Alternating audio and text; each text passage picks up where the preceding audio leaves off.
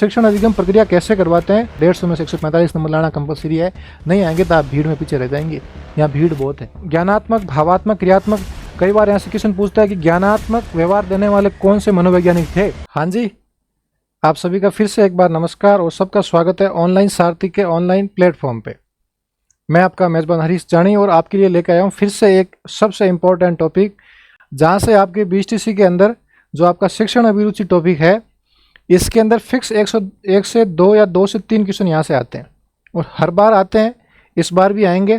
तो कुछ आपके इम्पोर्टेंट फैक्ट है जहाँ से सीधे सीधे क्वेश्चन आते हैं।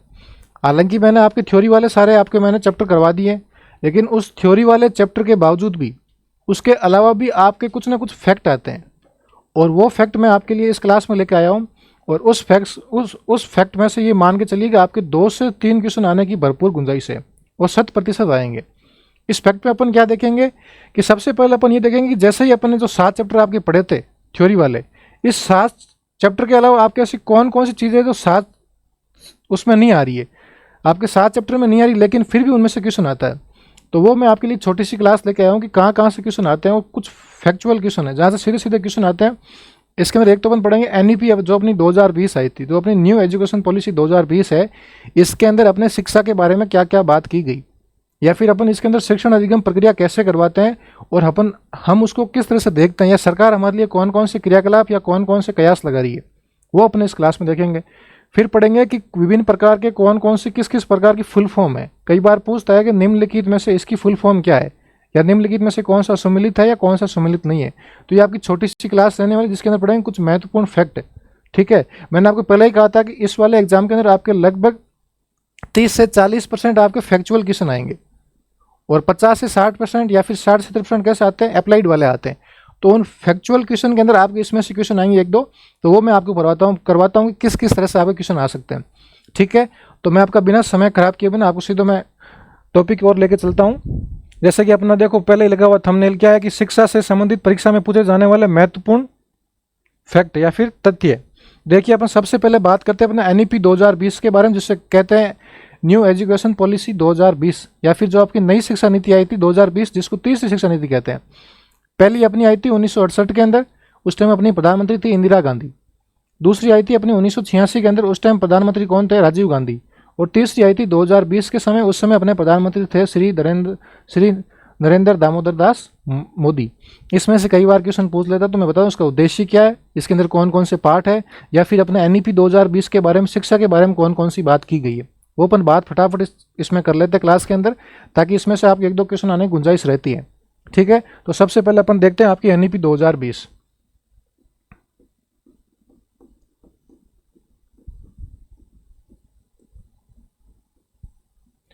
यह आपकी तीसरी शिक्षा नीति है, तीसरी शिक्षा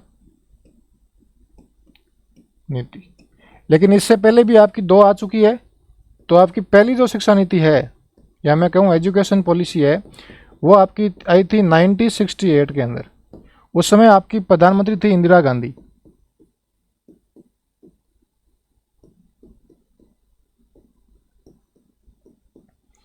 दूसरी आपकी आई थी एजुकेशन पॉलिसी, जो आपकी आई थी 1986 के अंदर, और उस टाइम आपके प्रधानमंत्री थे राजीव गांधी।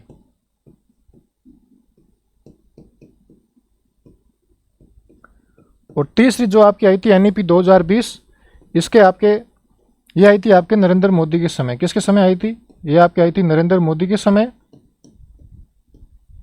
और किसकी अध्यक्षता में आई थी? कई बार क्वेश्चन पूछता है कि नई शिक्षा नीति किसके अध्यक्षता में आई थी, तो वो आई थी आपके के कस्तूरीरंगन के कस्तूरीरंगन। ये तो आपका छोटा सा इसकी परिभाषा हो गई कि नई शिक्षा नीति कब आई थी और किसकी अध्यक्षता में आई थी और हमारे प्रधानमंत्री कौन थे। लेकिन अपन इसके अंदर बात करते हैं कि इसके कौन कौन से उद्देश्य थे। कई बार क्वेश्चन आता है कि एनईपी 2020 के किस किस प्रकार के उद्देश्य, सीधा क्वेश्चन आता है यहाँ से। और हर बार क्वेश्चन आता है, चाहे आपका रीट का एग्जाम हो, फर्स्ट ग्रेड हो, चाहे बीएसटीसी हो, पीटीटी हो, सीधा क्वेश्चन आता है। तो सबसे पहले अपन ये देखते हैं कि जो आपकी एनईपी 2020 आई थी, या फिर मैं कहूँ तीसरी जो आपकी शिक्षा नीति थी, एनईपी 2020,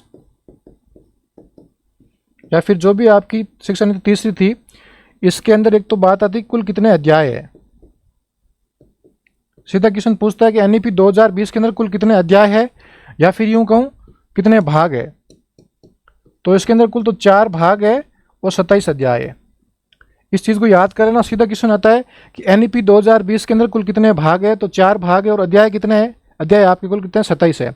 फिर आता है कि इसका उद्देश्य क्या है।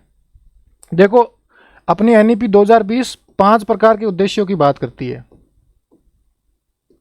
कितने प्रकार के उद्देश्यों की बात करती है कि 5 प्रकार की, कि हमें नई शिक्षा नीति बच्चों तक किस तरह से पहुंचानी है, या फिर बच्चों को कौन से माध्यम से शिक्षा देनी है, या अपन किस प्रकार से विद्यालय के अंदर उसको सिफारिश कर सकते हैं। तो 5 प्रकार के आपके उद्देश्य है। इसको अपन एक ट्रिक से याद करते हैं। उस ट्रिक का नाम है ए, फिर वापस ए, फिर वापस ए, फिर ई, फिर क्यू। ये आपके 5 प्रकार के इसके उद्देश्य रहने वाले हैं। देखिए कौन कौन से हैं। Triple A E Q, A A A E Q, ये आपके 5 प्रकार के उद्देश्य है। देखो पहले ए का मतलब है आपके एक्सरसाइज। इसका है, ये कलर आपको दिखेगा नहीं,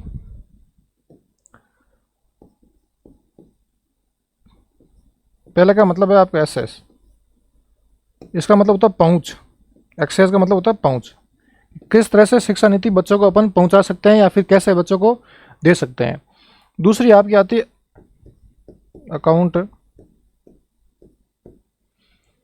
पहली आपकी आ गई एक्सेस, जिसे क्या कहते हैं, जिसे कहते हैं पहुंच। और दूसरी आपकी आती है अकाउंटेबिलिटी। क्या आती है, अकाउंटेबिलिटी। तीसरी आपकी आती है एफोर्डेबिलिटी।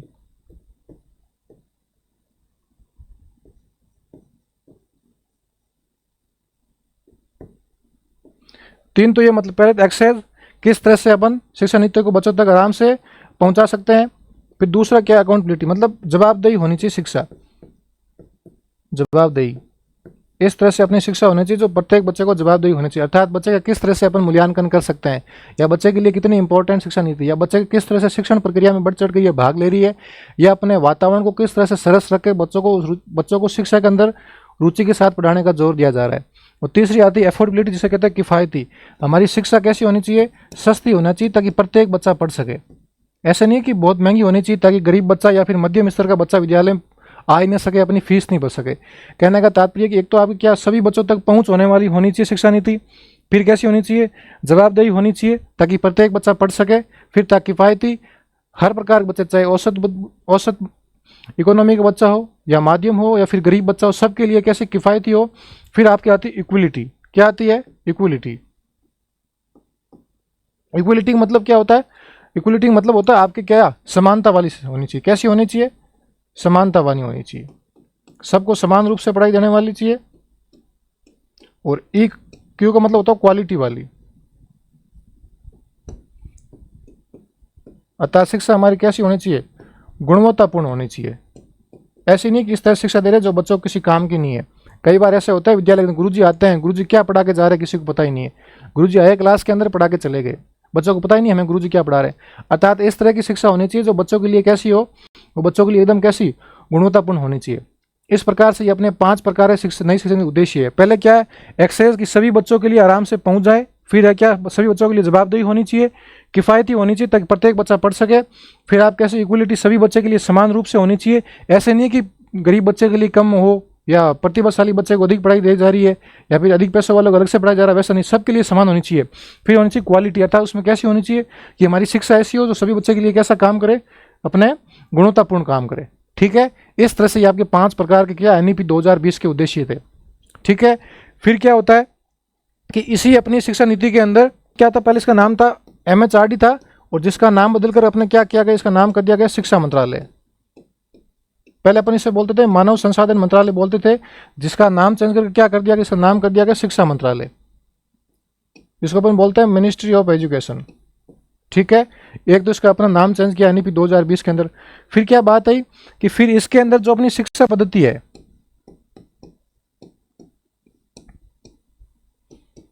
कई बार पूछते हैं कि नई शिक्षा के अंदर शिक्षा पद्धति कौन सी अपनाई गई। इसको बोलते हैं अपन 5+3+3+4। इस प्रकार की आपकी शिक्षा पद्धति को अपनाया गया। कौन सी, 5+3+3+4। ठीक है, 5 का मतलब क्या होता है, देखिए फटाफट, कि बच्चा शुरू के 3 साल है, बच्चा जब 3 साल तक होगा तो बच्चा क्या करेगा, तीसरी क्लास में एडमिशन लेगा, 3, 4, 5 इस तक बच्चा बाल वाटिका में पढ़ेगा। कहाँ पढ़ेगा, आपके बाल वाटिका में पढ़ेगा। फिर बच्चा पहली कक्षा और दूसरी कक्षा में आएगा विद्यालय। फिर 3 मतलब बच्चा तीसरी, चौथी, 5वीं क्लास में। फिर वापस 3 का मतलब क्या होगा, छठी, 7वीं, 8वीं। फिर 4 का मतलब क्या होगा, 9वीं, 10वीं, 11वीं, 12वीं। इस तरह से बच्चा विद्यालय के अंदर पढ़ेगा। सबसे पहले क्या, बच्चा जब 3 साल का होगा तो बच्चा कहाँ जाएगा, बाल वाटिका में जाएगा। जैसे ही बच्चे ने 5 साल की शिक्षा पूर्ण की, अर्थात बच्चा कहाँ, बच्चा 6 साल की उम्र में कहाँ जाएगा, विद्यालय में जाएगा। और कौन सी क्लास में एडमिशन लेगा, वो पहली क्लास में एडमिशन लेगा। ठीक है, फिर पहली और दूसरी। फिर 3 मतलब बच्चा तीसरी, चौथी, 5वीं तक पढ़ेगा सेकेंड टर्म में। फिर तीसरे में कहाँ पढ़ेगा, छठी, 7वीं, 8वीं। फिर चौथे में 9वीं, 10वीं, 11वीं, 12वीं। अर्थात कई बार क्वेश्चन आता है कि हमारे नई शिक्षा नीति में शिक्षा पद्धति कौन सी अपनाई गई, तो कई बार सीधा क्वेश्चन आता है, 4 ऑप्शन आता है। पहला आता है 5, 3, 3, 4, 5, 4, 4, 3। इस तरह से 4 ऑप्शन आएंगे। तो आपको ऑप्शन कौन सा सही है, 5 + 3 + 3 + 4। इस तरह से आपकी कौन सी हुई, इस तरह से आपकी कौन सी शिक्षा पद्धति है नई NEP 2020 के अंदर। फिर इसके कुछ महत्वपूर्ण फैक्ट है, फटाफट देखो नई शिक्षा नीति कौन कौन से महत्वपूर्ण फैक्ट है। देखो, जहां से आपके सीधे क्वेश्चन पूछते हैं।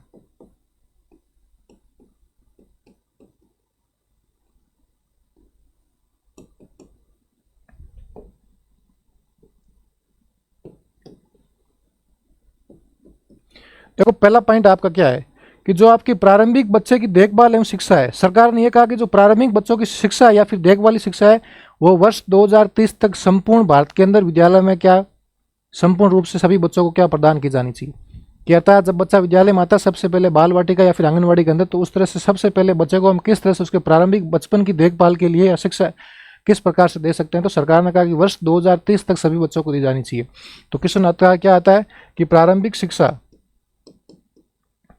प्रारंभिक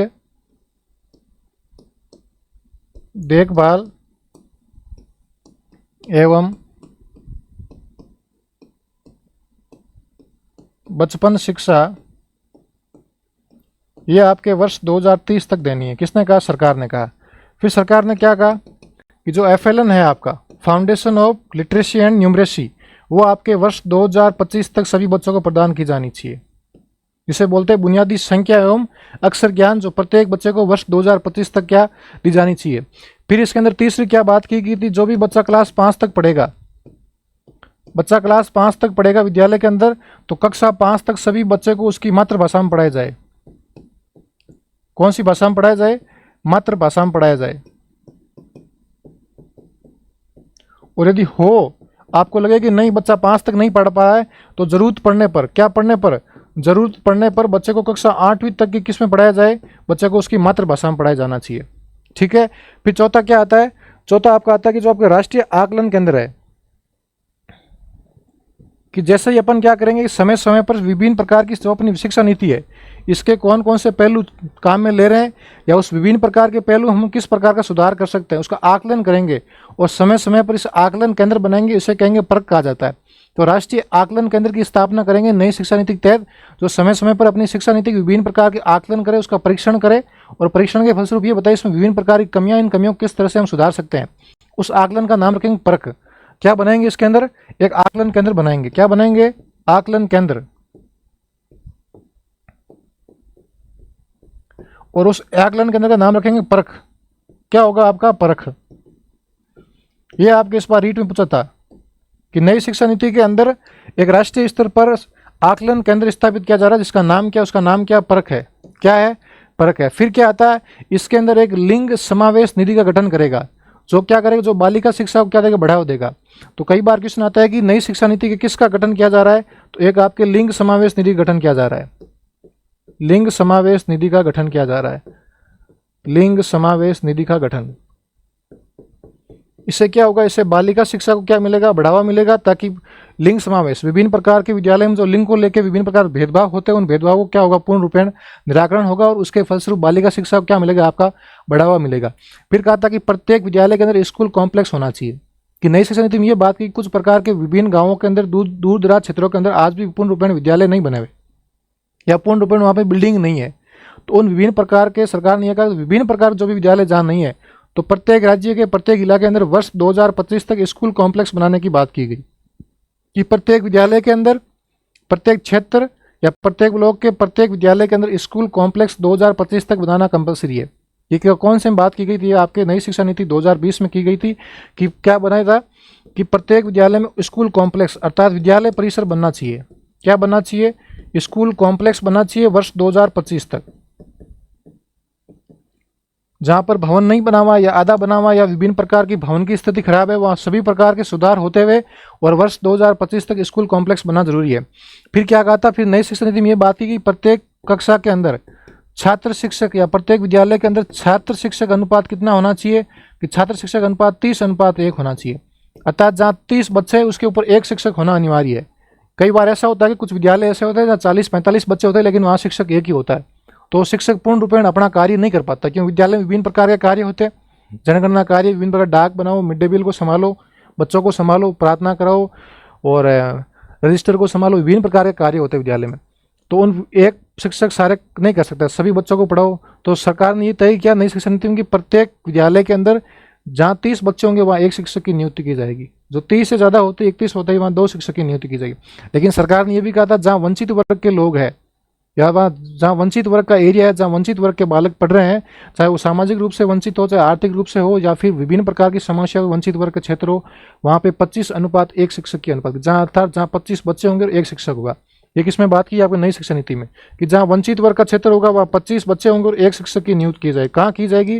वो आपके वंचित वर्ग में की जाएगी, वंचित वर्ग के क्षेत्रों में। ठीक है। फिर आपका नेक्स्ट पॉइंट क्या आता है कि सर छात्र शिक्षक अनुपात तो हो गया हमारा 30:1। ठीक है, मतलब जहाँ 30 बच्चे होंगे वहाँ एक शिक्षक होगा। फिर क्या बोला कि वर्ष 2030 तक, कब तक? वर्ष 2030 तक शिक्षा की सार्वभौमिक पहुंच होनी चाहिए। वर्ष 2030 तक शिक्षा की सार्वभौमिक पहुंच, शिक्षा की सार्वभौमिक पहुंच।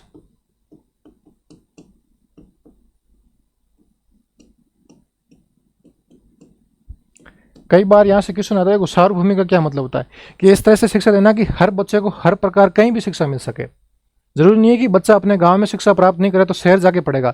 तो सरकार ने ये प्रयास किया कि वर्ष 2030 तक सरकार इस तरह से अपने आकलन के अंदर या विभिन्न प्रकार के शिक्षा के विभिन्न आयोग गठन करेगा या विभिन्न प्रकार के नए इंस्टीट्यूट का गठन करेगा ताकि प्रत्येक बच्चे को हर प्रकार हर जगह शिक्षा मिल सके। अच्छा, शिक्षा कैसी हो जाए? सार्वभौमिक हो जाए। तो वर्ष 2030 तक ये सरकार ने प्रयास किया कि वर्ष 2030 तक शिक्षा कैसा माध्यम हो? सार्वभौमिक हो। ठीक है। फिर सरकार ने क्या बात की थी कि ऐसी शिक्षा होनी चाहिए जो बच्चे क्या एकीकृत शिक्षा और चिंतन और तर्क पर आधारित हो।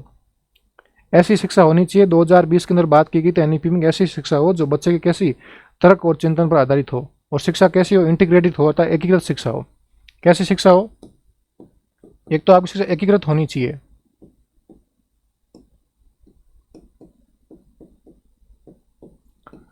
प्लस बच्चे के तर्क व चिंतन पर आधारित होनी चाहिए। बच्चे के तर्क व चिंतन पर आधारित होनी चाहिए।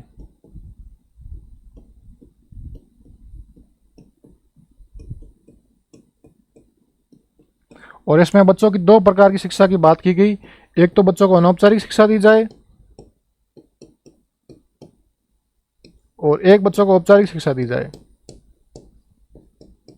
ये तो ठीक है सर, आपने बता दिया कि औपचारिक शिक्षा दी जाए, अनौपचारिक शिक्षा, लेकिन सर वो शिक्षा किस प्रकार से दी जाए और कहाँ कहाँ पर दी जाए या किस किस उम्र तक शिक्षा बच्चों को शिक्षा दी जाए। देखिए सरकार ने तो क्या बात की कि इस तरह से शिक्षा होनी चाहिए जो बच्चों को क्या इंटीग्रेटेड एजुकेशन हो प्लस बच्चे की तर्क और चिंतन पर आधारित हो। लेकिन फिर सरकार ने ये बोला कि जब बच्चा 3 वर्ष का होगा तो बच्चा 3, बच्चा 4 और बच्चा 5 कह सकते हैं। बच्चा 3 वर्ष का, 4 वर्ष का, 5 वर्ष का, 3 वर्ष तक बच्चा क्या करेगा? या तो बाल वाटिका में पढ़ेगा या फिर आंगनवाड़ी में पढ़ेगा। वो बच्चा कौन सी क्लास में होगा? नर्सरी, प्रेप या एलकेजी, यूकेजी में 3 प्रकार कक्षाओं में पढ़ेगा। तो सरकार ने कहा जब तक बच्चा 3 से 5 वर्ष का होगा, जब बच्चा 3 से 5 वर्ष का होगा तब बच्चे को बाल वाटिका के अंदर, कौन सी वाटिका के अंदर? बाल वाटिका या फिर बच्चे को आंगनवाड़ी, इसके अंदर बच्चे को अनौपचारिक शिक्षा दी जाए। लेकिन जैसे ही बच्चा 6 साल का हो गया, बच्चा 6 या 7 साल का हो गया, जैसे ही बच्चा विद्यालय में प्रवेश लेगा तो बच्चे को कौन सी शिक्षा दी जाएगी? तो बच्चे को बच्चे को औपचारिक शिक्षा दी जाएगी। तो कई बार यहाँ से क्वेश्चन आता सीधा कि नई शिक्षा नीति 2020 के अंदर बच्चे को अनौपचारिक शिक्षा कहाँ देते हैं? तो देते हैं आपके बाल वाटिका या फिर आंगनवाड़ी के अंदर 3 से लेकर 5 साल तक। और वो कैसी शिक्षा होगी? अनौपचारिक शिक्षा।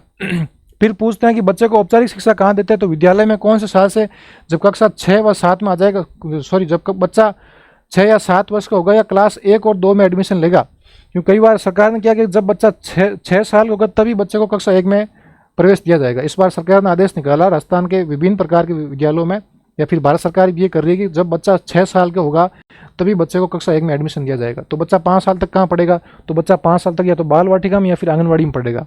उस शिक्षा को बोलते हैं अनौपचारिक शिक्षा। लेकिन जैसा ही बच्चा 6 साल का हुआ या फिर 7 साल का हुआ तो बच्चे को शिक्षा कहाँ देंगे, तो सर बच्चे को शिक्षा कहाँ देंगे, अपन विद्यालय में देंगे। और विद्यालय में कौन सी क्लास में देंगे, तो विद्यालय में क्लास 1 और 2 से प्रारंभ कर देंगे। कौन से कर देंगे, क्लास 1 और 2 से प्रारंभ कर देंगे। ये आपके विभिन्न प्रकार के जो महत्वपूर्ण फैक्ट थे वो आपके NEP 2020 के अंदर बात की गई थी। इनको मैं फिर कह रहा हूँ, अच्छे से पढ़ लेना, रट्टा मार लेना, यहाँ से क्वेश्चन आएगा। हर बार क्वेश्चन आता है विभिन्न प्रकार की राजस्थान की शिक्षक भर्ती परीक्षाओं में, जहाँ से जिसमें शिक्षण अधिगम या साइकोलॉजी टॉपिक जुड़ा हुआ है वहाँ से सीधा सीधा क्वेश्चन आता है। इस बार रीट में जोड़ लिया NEP 2020 आपके, और वैसे मेंस में तो वैसे ही आता है NEP 2020 राजस्थान के संदर्भ में, ठीक है, राजस्थान के परिप्रेक्ष्य में। अर्थात कहने का तात्पर्य है कि जितना हो सके इसको पढ़ लीजिए, अच्छे से पढ़ लीजिए, यहाँ से 1-2 क्वेश्चन आएंगे, ठीक है। फिर अपन नेक्स्ट क्वेश्चन आपका देखते हैं। नेक्स्ट पढ़ते हैं कि आपके विभिन्न प्रकार के फुल फॉर्म पूछते हैं, सीधा पूछते हैं विश्लेषण निम्नलिखित का फुल फॉर्म क्या है। तो अपन 4-5 प्रकार के आपके फुल फॉर्म पढ़ लेते हैं, जहाँ से क्वेश्चन आने की गुंजाइश रहती है। आप भी इसको साथ साथ लिख लेना।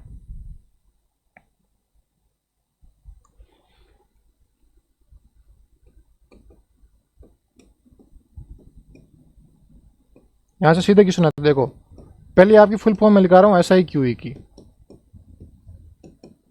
इसकी फुल फॉर्म क्या है, स्टेट इनिशिएटिव फॉर क्वालिटी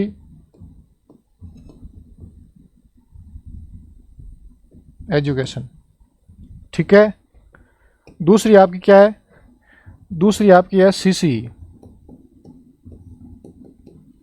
इसकी फुल फॉर्म क्या है, कंटिन्यूज एंड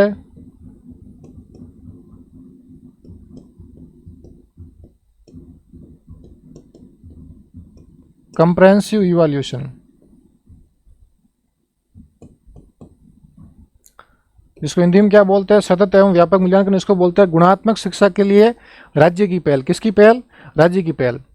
तीसरी आपकी आती है दीक्षा की। किसकी आती है, दीक्षा की। तो देखिए दीक्षा की फुल फॉर्म क्या है आपकी, दीक्षा की फुल फॉर्म आपकी डिजिटल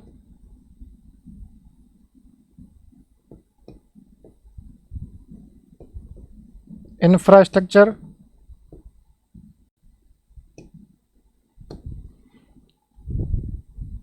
फॉर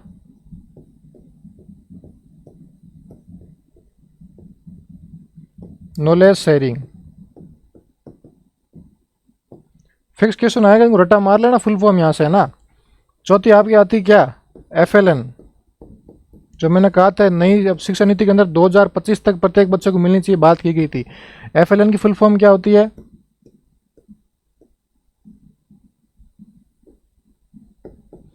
फाउंडेशनल ऑफ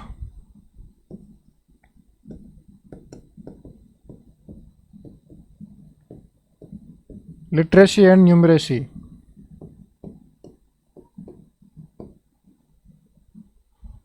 फिर कौन सी बात आती है आपके FLN के बाद, देखो SIQ हो गई, CC हो गई, दीक्षा हो गई, FLN हो गई। फिर एक आपके आता है NCTE। क्या होता है, NCTE से क्या बोलते हैं, नेशनल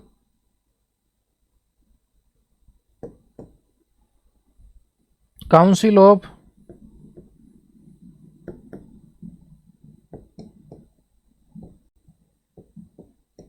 टीचर्स एजुकेटर। लेकिन कहीं कहीं इसको एजुकेशन भी लिख रखा है ना, दोनों देख लेना आप। कहीं कहीं एजुकेटर्स लिखा है, कहीं कहीं एजुकेशन लिख रखा है, ठीक है। फिर आपके एक नेक्स्ट फॉर्म आती है RSCERT, जो अपने राजस्थान की शिक्षा का सबसे बड़ी संस्था या सबसे प्रमुख भूमिका निभाने वाली संस्था RSCERT, जिसे अपन क्या बोलते हैं, R का मतलब होता है राजस्थान, S का मतलब होता है state, Rajasthan State Council of educational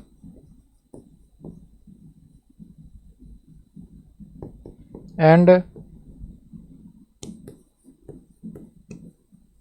research Training centre.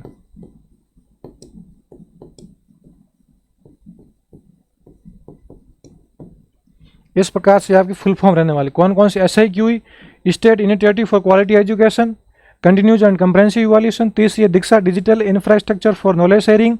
चौथी आपकी FNN Foundational of Literacy and Numeracy. पांचवी आती है NCT National Council of Teachers Educators या एजुकेशन। फिर छठी आती है RSCRT Rajasthan State Council of Education Educational and Research Training Centre. यहाँ से कई बार नहीं सीधा क्वेश्चन आता है आपके, सीधा क्या आता है कि निम्नलिखित में से इसकी फुल फॉर्म क्या है, सीधा पूछ लेगा RSCRT की फुल फॉर्म क्या है, या पूछ लेगा डाइट की फुल फॉर्म क्या है, FLN की क्या है। एक आपकी फुल फॉर्म रहेगी जिसका नाम है डाइट, एक आपकी फुल फॉर्म है डाइट, DIET। ये डाइट वही संस्था है जो आपके NEP दूसरी, या मैं कहूँ नई शिक्षा नीति जो आपकी दूसरी आई थी 1986 के अंदर, उसमें बात की गई थी कि प्रत्येक राज्य अपने प्रत्येक जिले में एक डाइट की स्थापना करेगा। और वो डाइट में मैंने क्या कहा, डाइट ने कहा था प्रत्येक क्या अपने CBO की प्रत्येक विद्यालय में CC लागू की जानी चाहिए।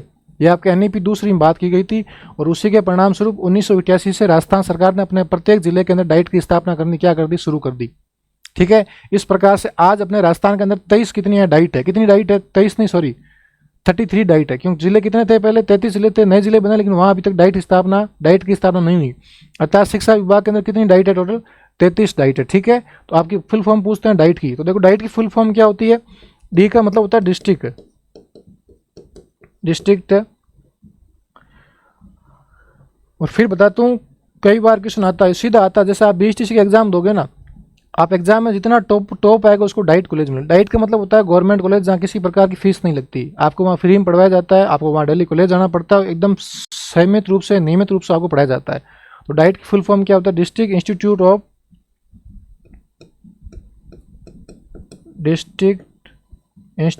Of education and training.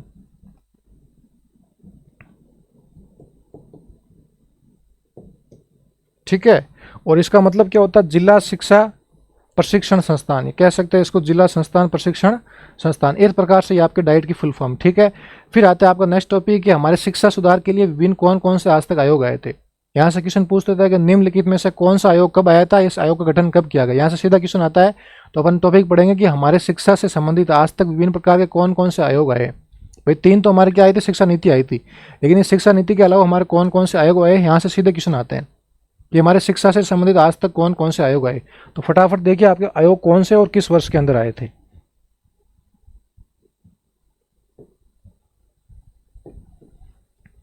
Next आपका टॉपिक है विभिन्न आयोग शिक्षा से संबंधित। आपके 5 आयोग है, फटाफट पढ़ लो, यहाँ से क्वेश्चन आने की गुंजाइश रहती है। याद कर लेना ये आयोग कब आया था, किस वर्ष में आया था, उस आयोग का नाम क्या है, फटाफट याद कर लो। 5 आयोग है, सीधा क्वेश्चन आएगा। पहला आपका आया था जिसको बोलते हैं राधाकृष्ण आयोग। क्या बोलते हैं, राधाकृष्ण आयोग। और इसी का दूसरा नाम है विश्वविद्यालय आयोग। क्या है, विश्वविद्यालय आयोग, राधाकृष्ण या फिर विश्वविद्यालय आयोग। और ये आपके कब आया था, ये आपका आया था 1948 के अंदर। ठीक है, पहला आपका आया था 1948 के अंदर, जिससे क्या कहते हैं, जिसे कहते हैं राधाकृष्ण आयोग। दूसरा आपका आया था मुदालियर आयोग। मुदालियर, या इसको अपन क्या बोलते हैं, माध्यमिक शिक्षा आयोग।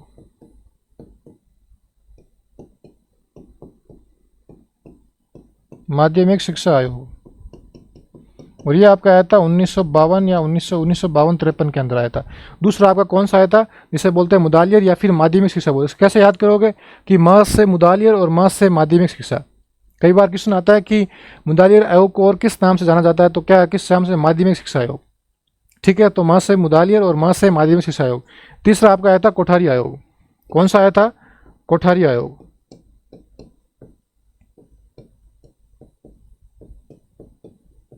ये आपका आया था 1964 से 1966 के मध्य। अब कई बार पूछते हैं इनका अध्यक्ष क्या, देखो थोड़ा आपस में दिमाग होना चाहिए कि राधाकृष्ण आयोग क्यों है।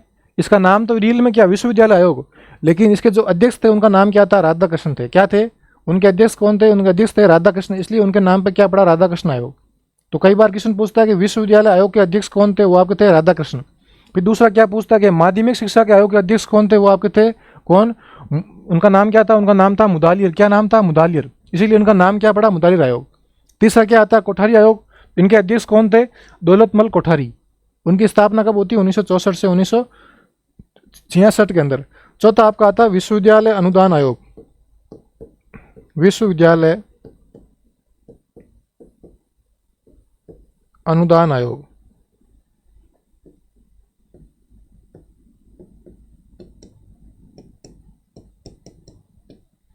उन्नीस सौ चौसठ से 59, ये आता है आपका विश्वविद्यालय अनुदान आयोग, आपका आ जाता है वर्ष 1953 के अंदर। कब आता है, वर्ष 1953 के अंदर। और एक आपका और आयोग आता है, जैसे चार कौन कौन से हो गए, राधाकृष्ण, मुदालियर, कोठारी और विश्वविद्यालय अनुदान आयोग। एक आपका आता है राष्ट्रीय ज्ञान आयोग। कब आता है, राष्ट्रीय ज्ञान आयोग,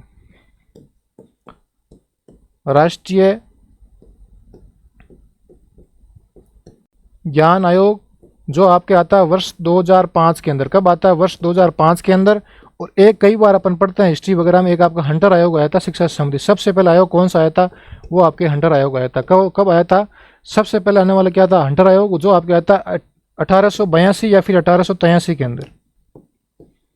ये आपके 6 प्रकार के आयोग है, इनको अच्छे से रटा मार लेना। यहाँ से एक क्वेश्चन सीधा आता है कि निम्नलिखित में से कौन सा शिक्षा का अधिनियम या फिर कौन सा आपका शिक्षा का आयोग किस वर्ष आया था या किसकी अध्यक्षता में आया था। पहला इसका नाम क्या, विश्वविद्यालय आयोग, इसका नाम। दूसरा क्या, राधाकृष्ण, तो इसके अध्यक्ष कौन थे, जिनका नाम था राधाकृष्ण। कब आया था, 1948 1949 के अंदर। दूसरा है माध्यमिक शिक्षा आयोग, इसके अध्यक्ष कौन थे, उनका नाम था क्या, मुदालिर, इसलिए उनके बोलते हैं मुदालिर आयोग, आया था 1952 से 53 के अंदर। तीसरा है कोठारी आयोग, 1964 से 1966 के अंदर आया था, इसका अध्यक्ष कौन था, दौलतमल कोठारी। चौथा आपका आया था, क्या नाम था, विश्वविद्यालय अनुदान आयोग, जो आया था 1953 में। पांचवा आया राष्ट्रीय ज्ञान आयोग 2005 में। छठा आया था हंटर आयोग, वो आया था 1882 से 1883 के अंदर। इस प्रकार से आपके विभिन्न प्रकार के आयोग है। फिर आपका नेक्स्ट टॉपिक आता है जो आपके एक होता है व्यवहार। उस व्यवहार के कौन कौन से पक्ष है। मैंने आपको पहले ही कहा था कि बच्चों को इस तरह से शिक्षा देनी चाहिए जो बच्चे के संपूर्ण या फिर बच्चे के सभी व्यवहार का आकलन करे। ऐसा मूल्यांकन होना चाहिए जो बच्चे के शैक्षिक प्लस शैक्षिक विभिन्न प्रकार के व्यवहारों को क्या आकलन करे, ऐसा मूल्यांकन होना चाहिए।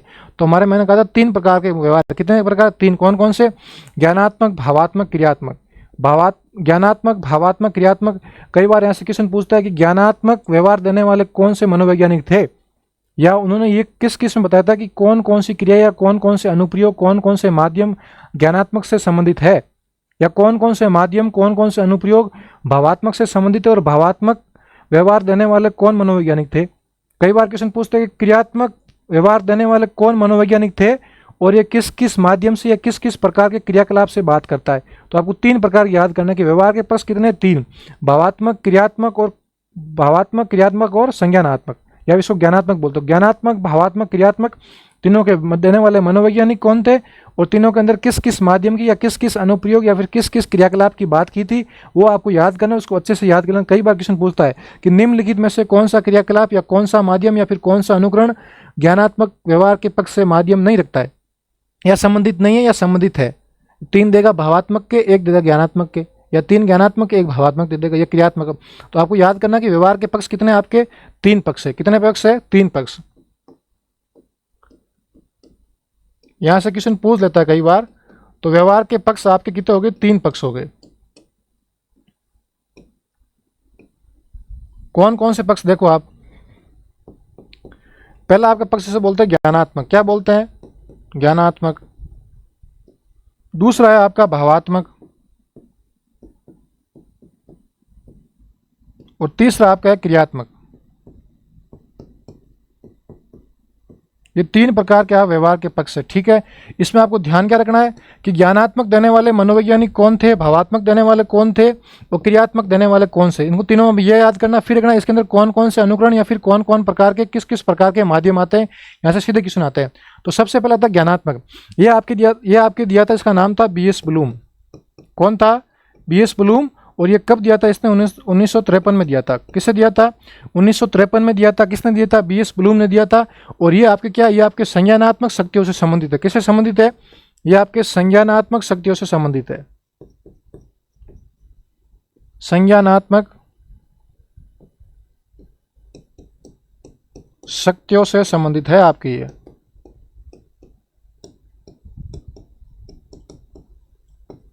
अब इसके अंदर कौन कौन से माध्यम है जो आपको याद करने हैं। सीधा क्वेश्चन आता है कि निम्नलिखित में से कौन सा माध्यम या कौन सा क्रियाकलाप ज्ञानात्मक पक्ष से संबंधित नहीं है। सीधा क्वेश्चन पूछता है। तो देखो पहला तो एक आपका था ज्ञान, कई बार पूछते हैं ज्ञान किसके अंदर शामिल है, कौन सा व्यवहार पक्ष है वो आपका ज्ञानात्मक है। दूसरा आपके अवबोध, किसी चीज का बोध करना, पता करना, उसके बारे में विभेद करना, कौन सा है, अवबोध। फिर तीसरा कौन सा आपका, तीसरा आपका अनुप्रयोग, किसी चीज को प्रयोग करना अपने ज्ञान के माध्यम से, अपने दिमाग स्तर के माध्यम से बोलते हैं क्या, अनुप्रयोग। पहला कौन सा ज्ञान, दूसरा कौन सा अवबोध, तीसरा कौन सा अनुप्रयोग। चौथा आपका है विश्लेषण या फिर संश्लेषण, चौथा आपका विश्लेषण और संश्लेषण, कौन सा है विश्लेषण और संश्लेषण। और पांचवा है आपका मूल्यांकन, कौन सा है मूल्यांकन। कई बार क्वेश्चन पूछ लेता है कि व्यवहार के पक्ष में मूल्यांकन कौन से भाव से संबंधित है, कौन से आपके ज्ञानात्मक भाव से संबंधित है। सीधा क्वेश्चन आता है, इसको अच्छे से याद कर लेना। इनको याद मैं सारणी बना करवा रहा हूँ कि ज्ञानात्मक में कौन कौन से आते हैं, भावात्मक में कौन कौन से, क्रियात्मक में कौन कौन से। तो ज्ञानात्मक देने वाले कौन, बीएस प्लूम कब दिया था, 1953 में। कैसे संबंधित है ये, आपके संज्ञानात्मक शक्तियों से संबंधित है। इसमें क्या, इसमें ज्ञान है, आपके अवबोध है, अनुप्रयोग है, विश्लेषण संश्लेषण की क्षमता है, और क्या है मूल्यांकन। फिर दूसरा क्या है आपके, दूसरा है भावात्मक। और भावात्मक देने वाले कौन थे, जिनका नाम है कतरवाल मसीहा। क्या है, कतरवाल मसीहा। ये आपके देने वाले थे कतरवाल और मसीहा, दो मनोवैज्ञानिक थे। इसका नाम था कतरवाल और एक था मसीहा। और इन्होंने कब दिया था, ये आपके दिया था 1954 के अंदर। कब दिया था, 1954 के अंदर। अब इसके अंदर भी कौन कौन से पक्ष है, कौन कौन से माध्यम जो आपको याद करने हैं। सॉरी, ये दिया 1964 के अंदर, 1954 नहीं 1964 के अंदर। किसने दिया था आपके, ये दिया था कतरवाल और मसीहा ने दिया था 1964 के अंदर। और यहाँ से सीधा क्वेश्चन आता है कि निम्नलिखित में से कौन सा माध्यम भावात्मक व्यवहार के पक्ष से संबंधित है या कौन सा संबंधित नहीं है। सीधा क्वेश्चन यहाँ से पूछता है निम्नलिखित में से है या फिर निम्नलिखित में से कौन सा है। 3 इसके ऑप्शन देगा और एक इसका डाल दिया, एक इसका डाल दिया। तो भावात्मक देने वाला कौन, एक तो आप कतरवाल, एक मसीहा। कब दिया था, वर्ष 1964 के अंदर। अब देखो इसमें कौन कौन से सम्मिलित है आपके, विभिन्न प्रकार कौन कौन से। देखो इसका मतलब क्या होता है कि आपके भावनाओं और आपकी रुचियों से संबंधित विभिन्न प्रकार के व्यवहार पक्ष वो किसमें आएंगे, भावात्मक आएंगे। तो इसमें अपन क्या कहेंगे, इसमें कहेंगे कि भावनाओं व रुचियों से संबंधित, किससे संबंधित, आपके जो भी आपकी फीलिंग्स है, भावना है, और जो भी आपकी हैबिट या फिर रुचि है। तो कह सकता हूँ कि भावनाओं और रुचियों से संबंधित विभिन्न प्रकार के जो भी क्रियाकलाप है वो किस में आएंगे, वो आपके भावात्मक में आएंगे। तो क्या नाम है, भावनाओं और रुचियों से संबंधित। अब इसमें कौन कौन से प्रकार आ रहे हैं, फटाफट देखो। पहला कौन सा आ रहा है, देखो भावनात्मक, आपकी भावना से कौन कौन से जुड़े, आपकी रुचियों से कौन से जुड़े। एक तो आपका आएगा कौन सा, आग्रहण आएगा। क्या आएगा, आग्रहण, किसी चीज को ग्रहण करना। आप ग्रहण कब करोगे, जब आपको उसमें इंटरेस्ट होगा या आप में रुचि होगी। आप बिना रुचि से कैसे ग्रहण करोगे, जब आप में रुचि होगी तो आप किसी चीज के प्रति क्या करोगे, अनुक्रिया करोगे, क्रियाकलाप करोगे। तो दूसरा आपका कौन सा होता है, अनुक्रिया। पहला होता है आग्रहण, जैसे ही आपने उसको ग्रहण किया तो आपने उसके प्रति क्या की, अनुक्रिया की, आपको इंटरेस्ट है उस चीज करने पर। और जैसे ही आपने उसके प्रति अनुक्रिया की तो आपने उसका अनुमूल्यन किया कि आपको कहाँ लगा इसका वास्तविक इसका मूल्य क्या है, मूल्य का मतलब क्या, इसकी वाकई में वैल्यू क्या है। तो आपने उसका क्या किया, आपको अनुमूल्यन किया। क्या क्या, अनुमूल्यन। और जैसे ही आपने इसका अनुमूल्यन किया, देखो सबसे पहले आपने उस चीज को क्या, ग्रहण किया, ग्रहण के प्रति आपने उसको क्या किया, क्रिया की, अनुक्रिया की। फिर जैसे ही आपने क्या, अनुमूल्यन किया, जैसे ही आपने अनुकूलन किया, इन 3 चीज को एक साथ सम्मिलित किया। और सम्मिलित करके अंदर अपने मस्तिष्क के अंदर अपना भावनाओं के साथ, रुचि के साथ उसका क्या बनाया, उसका क्या बनाया, संगठन बनाया, उसको याद करा, उसका एक मानसिक स्तर उस चीज को याद रखा। जैसे ही आपने याद रखा फिर आपने इसका क्या किया, फिर आपने इसका क्या किया, चरित्रीकरण किया। क्या क्या, चरित्रीकरण, कि ये मेरे भावनाओं से संबंधित है कि नहीं है, क्या मेरे लिए इसका चरित्र अच्छा है कि नहीं, किस चरित्र, पढ़ाई का, या फिर ये मेरे रुचियों से संबंधित चरित्र का भाव रखता नहीं रखता। इस प्रकार से आपने क्या, भावात्मक रूप से 5 प्रकार के क्रियाकलाप को शामिल किया। फिर जैसे ही भावात्मक हुआ, फिर क्रियात्मक में कौन आए थे, मनोवैज्ञानिक, जिनका नाम था सिम्पसन। क्या था, सिम्पसन। और सिम्पसन ने वर्ष 1969 के अंदर, कब, वर्ष 1969 अर्थात 1969 के अंदर किसका, कौन सा क्रियाकलाप दिया, व्यवहार का क्रियात्मक पक्ष दिया था। और ये आपके किससे संबंधित है, ये आपके कौशल से संबंधित है। आपके विभिन्न प्रकार की जो भी स्किल है, जो भी आपके कौशल है, उस कौशलों से संबंधित किस में बात की, आपके क्रियात्मक में की थी। किस में की थी, क्रियात्मक से। कई बार क्वेश्चन आता है कि कौशलों से संबंधित या आपके स्किल से संबंधित है व्यवहार का पक्ष किस में आता है, वो आपके क्रियात्मक, भावात्मक किस में आता है, क्रियात्मक में आता है। और पूछते हैं कि भावनाओं या फिर रुचियों से संबंधित किस में आता है, भावात्मक में आता है। और संज्ञानात्मक शक्तियों से संबंधित कहाँ आता है, वो आपके ज्ञानात्मक में आता है। किसने दिया था, बीएस प्लूम ने कब दिया था, 1953 में। इसमें क्या क्या आता है, ज्ञान, अवबोध, अनुप्रयोग, विश्लेषण, संश्लेषण, मूल्यांकन। फिर आज का क्या आता है आपका भावात्मक, किसने दिया था, कतरवाल या फिर मसीहा ने कब दिया था, 1964 के अंदर। और किससे संबंधित है, भावनाओं या फिर रुचियों से। और इसमें क्या दिया था, आग्रहण, अनुक्रिया, अनुमूल्यन, संगठन और फिर चरित्रीकरण। फिर आता क्रियात्मक, देने वाला कौन सा आपका देने वाला है, सिम्पसन, वो आपने कब दिया था, 1969 के अंदर। और आप क्रिया कब करोगे, आपका कौशल कब होगा, जब आप किस चीज़ का अनुकरण करोगे। क्या करोगे आप, अनुकरण करोगे। भैया आपने किसी चीज़ को देख देख के सीखा है, और जब तक आप सीखोगे नहीं तब तक आप करोगे कैसे। आपने सबसे पहले क्या किया, उसका अनुकरण किया। और जैसे ही आपने उसका अनुकरण किया तो आपने खुद ने अपने सेल्फ से क्या शुरू किया, आपने खुद से अपना कार्य करना शुरू किया। तो पहला कौन सा है, अनुकरण। दूसरा क्या, कार्य करना। जैसे ही आपने किसी चीज़ का अनुकरण किया फिर खुद आपने कार्य किया। जैसे ही आपने कार्य किया तो आप उस चीज़ के अंदर क्या हो गए, आप निपुण हो गए। और उस निपुण होने के फलस्वरूप आपने कैसा कार्य किया, आपने परिशुद्धता से कार्य किया, एकदम एक्यूरेट कार्य किया। जैसे ही आपने क्रियात्मक का मतलब क्या होता है, कुछ चीज़ की क्रिया होना, अपने कौशल संबंधित कार्य करना। जैसे ही आपने उस चीज़ों को सही तरह से कार्य किया, एकदम एक्यूरेट कार्य किया, तो उसने आपके आपने विभिन्न प्रकार चीज़ों के साथ क्या बिठाया, संयोजन बिठाया। आपने अपनी भावात्मक, ज्ञानात्मक क्रियाओं के साथ क्या बिठाया, संयोजन बिठाया, समायोजन किया। जैसे ही आपने समायोजन किया तो वो आपकी चीज़ हैबिट में आ गई। किस में आ गई, हैबिट में आ गई। आप उस चीज़ को बार बार करोगे, अतः क्या हो गई, स्वाभाविकरण हो गया। क्या हो गया, स्वाभाविकरण हो गया। इस प्रकार से 5 प्रकार के क्रियाकलाप किसमें दिए थे, किसमें दिए, क्रियात्मक किसने दिए थे, सिम्पसन ने दिए थे। वापस देख लो, आप पहले सबसे पहले किसी अनुकरण करोगे, उसको याद करोगे, उसकी नकल करोगे, सीखोगे। जैसे ही आपने किसी नकल की, आप फिर खुद से कार्य किया, खुद ने आपने सीखा। जैसे आपको पहले सबसे पहले कार कैसे सिखाते हैं, जैसे मैंने आपको कार सिखाई, आपने कार को चलाना सीखा।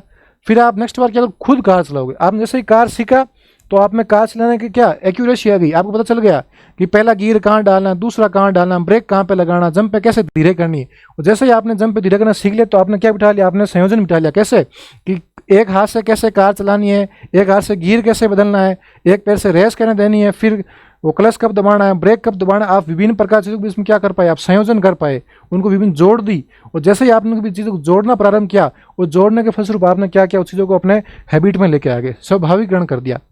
आपने क्रियात्मक चीज़ों को क्या कर, स्वाभाविकरण आपके अपने हैबिट में उतार दिया। आपको पता चल गया किस तरह से क्या स्वभाव है, कार को कैसे स्टार्ट करते हैं, किसी को जरूरत नहीं, आप खुद क्या हैबिट में आ गई।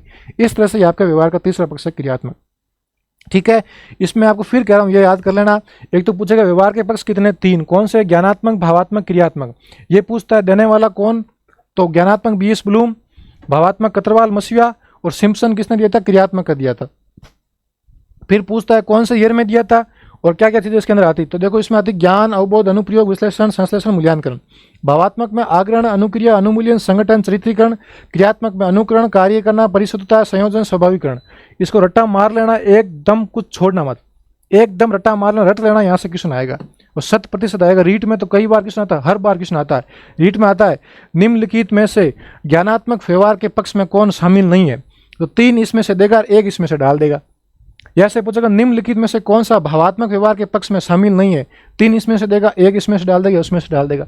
तो कहने का मतलब आपको तीनों के बीच में डिफरेंस पता होना चाहिए कि ज्ञानात्मक का हमारी संज्ञानात्मक शक्तियों से संबंधित है, भावात्मक का हमारे भाव, हमारे इमोशन या फिर हमारे रुचि से संबंधित, फिर क्रियात्मक हम कौन कौन सी गति कर रहे हैं, हमारी कौन कौन सी स्किल है, अर्थात कोई नई चीज़ सीख रहे हैं, उस सीखने के दौरान हमारे कौन कौन से कौशल प्रयोग में ले रहे हैं, हम कौन कौन सी विधियों का प्रयोग कर रहे हैं, या अपन कैसे कौशलों को साथ समायोजन बिठाकर हमारे हैबिट में ला रहे हैं, हम कैसे उस कौशलों के प्रति गति कर रहे हैं, किस तरह से हम समायोजन कर रहे हैं, किस तरह से संयोजन कर रहे हैं, उस चीज़ का आता है कि इसमें आप क्रियात्मक रूप से देने वाले कौन, आप सिम्पसन। इसमें भी 5 प्रकार के, इसमें भी 5 प्रकार, 5 को इसको याद कर लेना, डिफरेंस याद कर लेना तीनों के मध्य।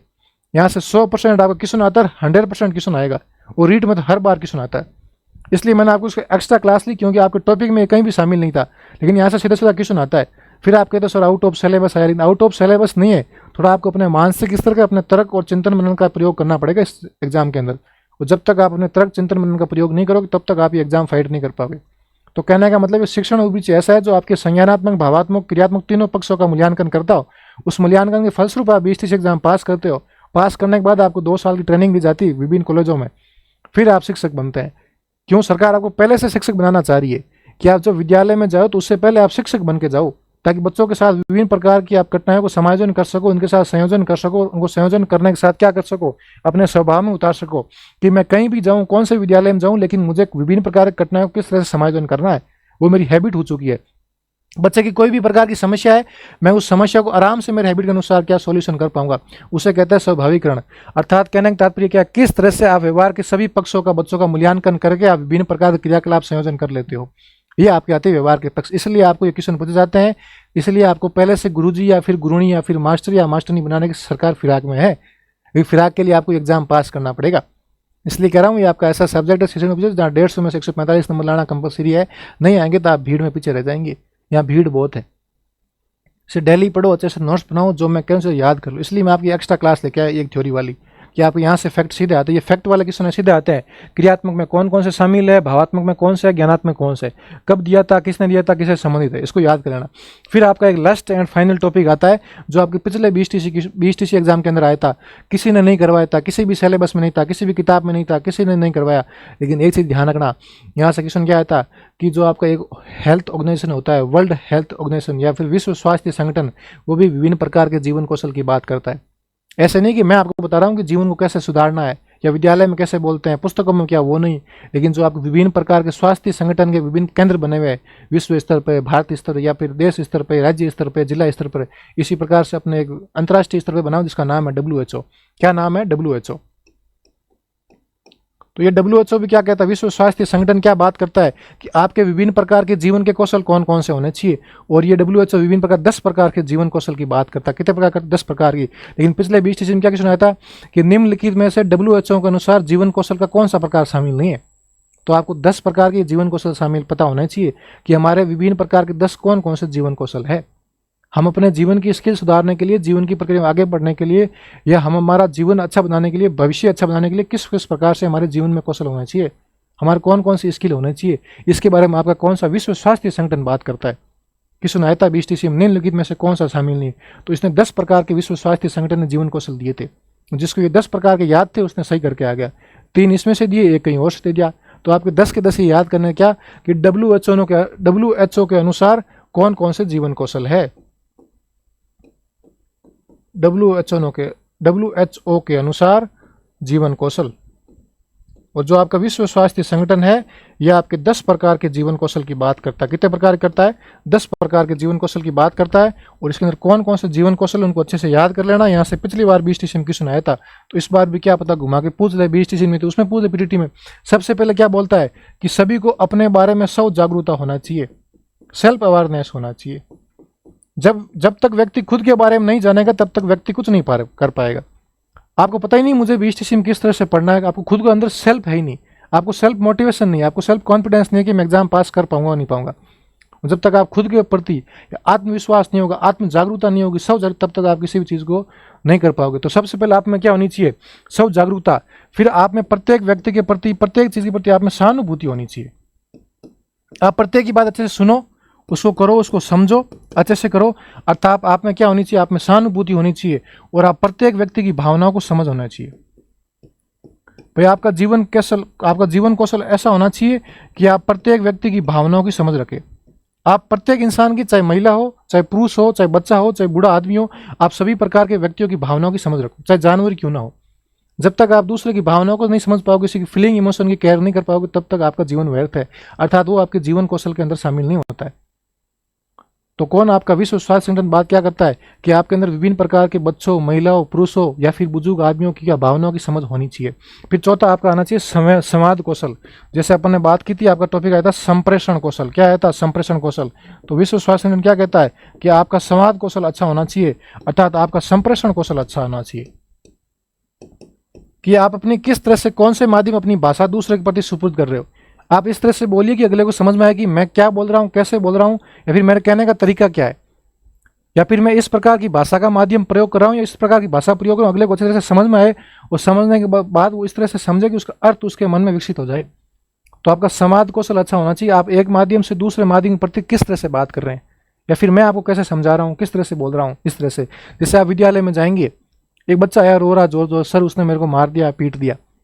आपको गुस्सा आ गया, आपने उसे किसी की बात सुनी नहीं, आपको अपना संप्रेषण कौशल पता नहीं है, आप अपने समाज के प्रति दूसरे लड़कों क्या जोर जोर से गाली निकाल रहे हो, जो आपके मन में आपने गाली निकाल दी।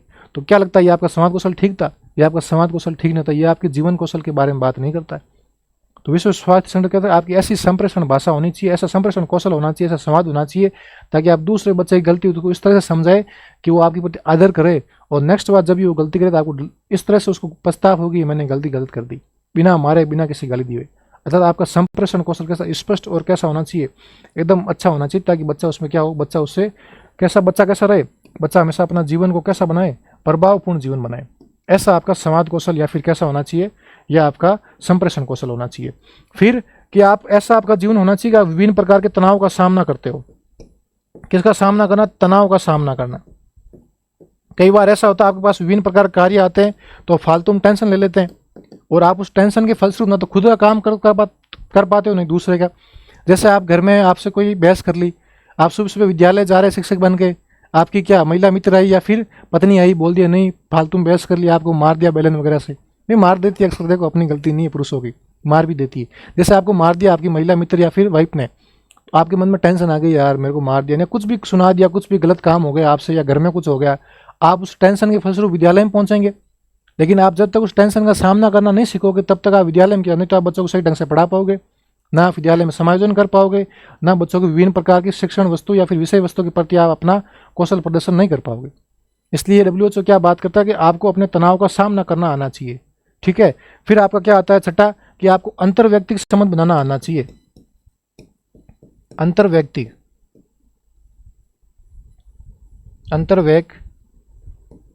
आपको अंतर्व्यक्तिक संबंध बनाना आना चाहिए।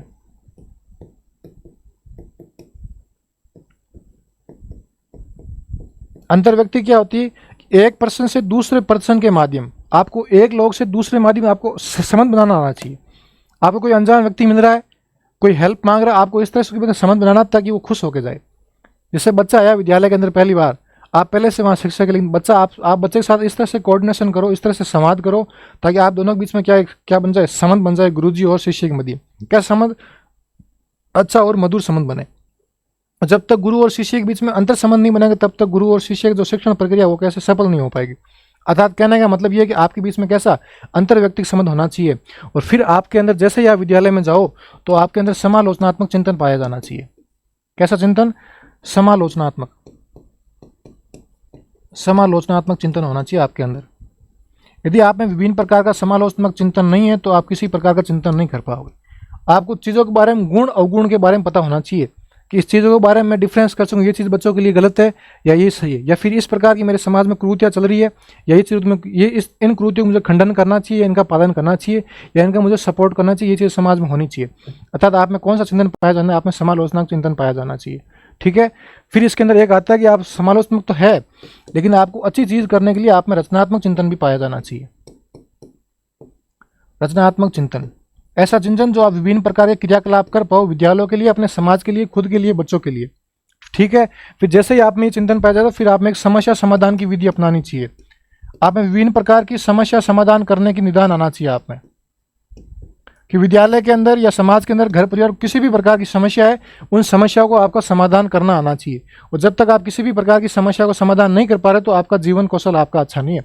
अर्थात कहने का तात्पर्य, कोई भी बच्चा आपके सामने समाधान लेके आ गया कि सर मुझे पढ़ने संबंधी समस्या है, मुझे घर से विद्यालय आने में संबंधी मेरे को समस्या है, या फिर किसी प्रकार की समस्या है, तो आपको उसका समाधान करना आना चाहिए।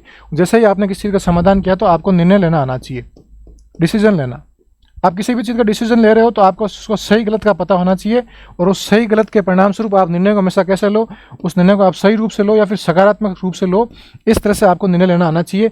और जैसे ही आपने निर्णय सही लिया तो आपका जीवन कौशल क्या हो जाएगा, सफल हो जाएगा। इस प्रकार की आपके 10 प्रकार के जीवन कौशल है। कौन बात करता है, ये आपका कौन, विश्व स्वास्थ्य संगठन बात करता है कि व्यक्ति के जीवन में 10 कौशल होने चाहिए, जीवन कौशल। और इसमें से किस सुनाया था पिछले 20 के अंदर, निम्नलिखित में से कौन सा कौशल WHO के अनुसार आपके जीवन कौशल का भाग नहीं है। तो 3 इसमें से ऑप्शन था, एक पता नहीं कहाँ से ऑप्शन डाला। तो ये आपको 10 ऑप्शन याद होने चाहिए। स्व जागरूकता, सहानुभूति, भावनाओं की समझ, संवाद कौशल, तनाव का सामना करना, अंतर्व्यक्तिक संबंध बनाना, समालोचनात्मक चिंतन, रचनात्मक चिंतन, समस्या समाधान, निर्णय लेना। इस प्रकार के आप 10 प्रकार के जीवन कौशल है। इस तरह से मैं आपके चैप्टर में फैक्ट लेके आया था जहाँ से सीधे सीधे की सुनाए थे। लेकिन ये आपके WHO के अनुसार जीवन कौशल किसी भी पुस्तक के अंदर नहीं मिलेगा। ठीक है, लेकिन आपके सिलेबस के अंदर ही आता है कि कई बार क्या होता है कि सिलेबस पार्ट के अकॉर्डिंग बात करता है ना, इस तरह से। जैसे बच्चा, आप जैसे क्लास 3 के अंदर हिंदी का पार्ट पढ़ा, लेकिन बच्चा आपसे क्या पूछेगा कि सर वो वहाँ पे रोड पे ऐसा क्यों हो रहा है, लेकिन आपके पार्ट में तो कहीं है ही नहीं। ऐसा थोड़ी है कि पाठ में सिलेबस से बाहर है। अर्थात आपकी शिक्षा औपचारिक प्लस अनौपचारिक दोनों रूप से हो सकती है। इसी प्रकार से जो सिलेबस में है वो तो है, लेकिन उसके इर्द गिर्द जो भी चीज़ें घूम रही है उससे भी आपसे सरकार सवाल पूछ सकती है या विश्वविद्यालय आपसे सवाल पूछ सकता है। आप ऐसा नहीं कह सकते कि आउट ऑफ सिलेबस, नहीं, आउट ऑफ सिलेबस नहीं है। ये आपकी शिक्षा के साथ साथ आपकी अनौपचारिक शिक्षा का पता लगा रहा है कि आप कितने आप पढ़ रहे हैं, आप जो चीज़ों को याद करें, रटा मारने के अलावा आपको कितना पता है कि हमारे सिलेबस के इर्द गिर्द ये भी चीज़ें शामिल है। और ये शामिल कौन सी, जो मैंने आपको इस क्लास में बताई। आपको क्या चीज़ ध्यान रखनी है, देखो इसके अंदर आपको एक तो एनईपी पूछेगा, जो आपके कहीं भी टॉपिक नहीं देखा एनईपी क्या होती है, लेकिन मैंने आपको इसलिए कराया क्यों यहाँ सीधे क्वेश्चन आता है। ये आपके शामिल है क्यों, अपन बात किसकी, अपन एजुकेशन की बात करें, शिक्षा की बात करें। जब तक आपको पता नहीं कि हमारी शिक्षा या फिर हमारी जो भी शिक्षा पॉलिसी नीति हमारी क्या बात करी, तब तक आप क्या करोगे विद्यालय के शिक्षा में, किसी प्रकार का नहीं करोगे। इसलिए आपको पता होना चाहिए कि हमारी शिक्षा नीति में किस किस प्रकार की बात की गई, इसके उद्देश्य कौन कौन से हैं, और इसका नाम चेंज करके क्या एमएचआरडी का शिक्षा मंत्रालय नाम कर दिया गया, शिक्षा पद्धति 5334 के 5334, फिर इससे कौन कौन से महत्वपूर्ण बिंदु है, और फिर इसकी कौन कौन सी फुल फॉर्म है, आपके कौन कौन से विभिन्न आयोग आए थे, फिर व्यवहार के 3 पक्ष, ज्ञानात्मक, भावात्मक, क्रियात्मक, किस किस में क्या शामिल है, किस किस ने दिए थे, कौन कौन से साल में दिए थे, इसको अच्छे से याद कर लेना। मैं फिर कह रहा हूँ, सारणी को याद कर लेना, कौन से ज्ञानात्मक में है, कौन से भावात्मक में है, कौन से क्रियात्मक में है। फिर आपका आता है कि विश्व स्वास्थ्य संगठन के अनुसार आपके जीवन के कौशल कौन कौन से हैं। यहाँ से सीधा क्वेश्चन आता है पिछले 20 के अंदर। ये आपके फैक्ट है, ये यदि आपको फैक्ट क्लियर होगी तो आपको एक्स्ट्रा पढ़ने की कोई भी जरूरत नहीं है। ठीक है, तो ये मैंने आपको BSTC की सारी थ्योरी क्लास करा दी। अपन बात करेंगे एमसीक्यूज, विभिन्न प्रकार के आपको जो प्रीवियस क्वेश्चन पेपर आए थे एमसीक्यूज, या फिर नेक्स्ट जो भी आने वाले हैं उस सारे प्रकार के अपन एमसीक्यूज की बात करेंगे। ठीक है, और मैंने आपके बिना किसी बात के, बिना किसी समय के फटाफट मैंने आपको सिलेबस करवाया, और मैं उम्मीद करता हूँ आपको सब चीज़ें समझ में आई होगी। बस आपसे एक उम्मीद करता हूँ, कमेंट करके बताइए आपको मेरी क्लास कैसे लगी, या फिर मैटर आपको कैसा लगा। हम और अच्छे से आपके लिए कर पाएंगे, एमसीक्यूज लेके आएंगे विभिन्न प्रकार के जो पहले आ चुके हैं 2012 से लेकर 2024 तक विभिन्न प्रकार की परीक्षा में, या फिर नए आने की गुंजाइश रखता। इसके लिए हम और आप दोनों मिलकर अच्छे से प्रयास करेंगे, और मेरी ढेर सारी आपके साथ शुभकामनाएं हैं कि आप अपना BSTC में अच्छे से एफर्ट करो, अच्छे से प्रयास करो, ताकि आपका एग्जाम निकल पाए। और इस वाले सिलेबस को अच्छे से कर लेना शिक्षण अभिरुचि को, क्यों ये बच्चा आर्ट्स का हो, साइंस का हो, कॉमर्स, तीनों बच्चे के लिए समान सिलेबस है। और जिसने इस सिलेबस को अच्छे से पढ़ लिया, अच्छे से कर लिया, उसका सिलेक्शन तय है। यह आपकी सिलेक्शन के अंदर ये सिलेबस सबसे अहम भूमिका तय करेगा। और मैं आपके साथ बना हुआ हूँ, और आप सही से मेरे एंड तक मेरे साथ बने रहे तो मैं आपको गारंटी देता हूँ कि अपने 145+ नंबर लेके आएंगे 150 में से। किसके अंदर, शिक्षण अभिरुचि के अंदर। यदि आपके 145 नंबर आगे, क्योंकि देखो 120-25 हर कोई व्यक्ति लेके आएगा, जो पढ़ेगा लेके आएगा, जो नहीं पढ़ेगा वही भी लेके आएगा, क्यों ज़्यादा नहीं। इसमें सीधे सीधे क्वेश्चन आता है, आपके मानसिक स्तर पर क्वेश्चन आते हैं। जिसने टॉपिक पढ़ लिया, यूट्यूब क्लास ले ली, उसका बड़ा पार है। लेकिन जिसने सही तरह से एमसीक्यूज कर लिए, और मैंने प्रत्येक चैप्टर के जो भी आपके चैप्टर 7 चैप्टर, मैंने प्रत्येक चैप्टर के एमसीक्यूज मैंने ऐप में कराने शुरू कर दिए। जो अपना ऐप है हमारा ऑनलाइन सारथी करके, उस ऐप के अंदर मैंने प्रत्येक चैप्टर के एमसीक्यूज कराने शुरू कर दिए जो प्रीवियस आए हुए। उस एमसीक्यूज के साथ मैंने लाइव व्याख्या की है, मैं लाइव पढ़ाता हूँ ऐप के अंदर। उस ऐप के अंदर विभिन्न प्रकार जो आपके एमसीक्यूज मैंने सॉल्व कराना शुरू कर दिया, और इस प्रकार से उनको सॉल्यूशन करवाया कि एक ऑप्शन से कितने ऑप्शन, 4 ऑप्शन आते हैं, 4 ऑप्शनों के साथ मैंने व्याख्या कराई, किस तरह से कौन सा क्वेश्चन आ सकता है या फिर नया आने की गुंजाइश रहती है, प्रत्येक ऑप्शन का मतलब क्या होता है, उसका अर्थ क्या होता है। तो मैंने प्रत्येक चैप्टर के 50 से 60 एमसीक्यूज लिए, तो आपके 7 चैप्टर लगभग मैंने 400 एमसीक्यूज ऐप के अंदर कराया। फिर करवाने के बाद फिर 5 मॉडल पेपर कराऊंगा मैं ऐप के अंदर, और 5 मॉडल पेपर आपको शिक्षण ऑफिस में लगभग 250% वो हो जाएंगे। फिर 250% वो, 400% वो, 750 या लगभग 700 क्वेश्चन के आसपास सबको मैं सम्मिलित करूँ, एक अच्छी मैराथन क्लास लूँगा लाइव, वो सारा ऐप के अंदर मिलेगा आपको। इन प्रयास करेंगे, समय रात आपको यूट्यूब पे भी लेके आएंगे, नहीं तो हमारा ऐप है ऑनलाइन सारथी करके, उसको अच्छे से कीजिए ज्वाइन। आपको कंटेंट है, मेरा खुद के नोट्स है, आपको एमसीक्यूज है, नए आने वाले एमसीक्यूज है, विभिन्न प्रकार के मैप्स है, टेस्ट पेपर है, मॉडल पेपर, आपको सारा निःशुल्क मिलेगा ऐप के अंदर। लेकिन उसके लिए आपको हमारा ऐप ज्वाइन करना पड़ेगा, जिसका नाम है ऑनलाइन सारथी करके। लेकिन मेरे को समय मिला तो बिल्कुल मैं आपके लिए यूट्यूब पे क्लास लेके आऊँगा। लेकिन कमेंट करके बताइए कि आपके लिए यूट्यूब क्लास कब लेके आऊँ, मैं लाइव लेके आऊँ, रिकॉर्ड लेके आऊँगा, समय बता दीजिए, सुबह लेके आऊँ, शाम लेके आऊँ।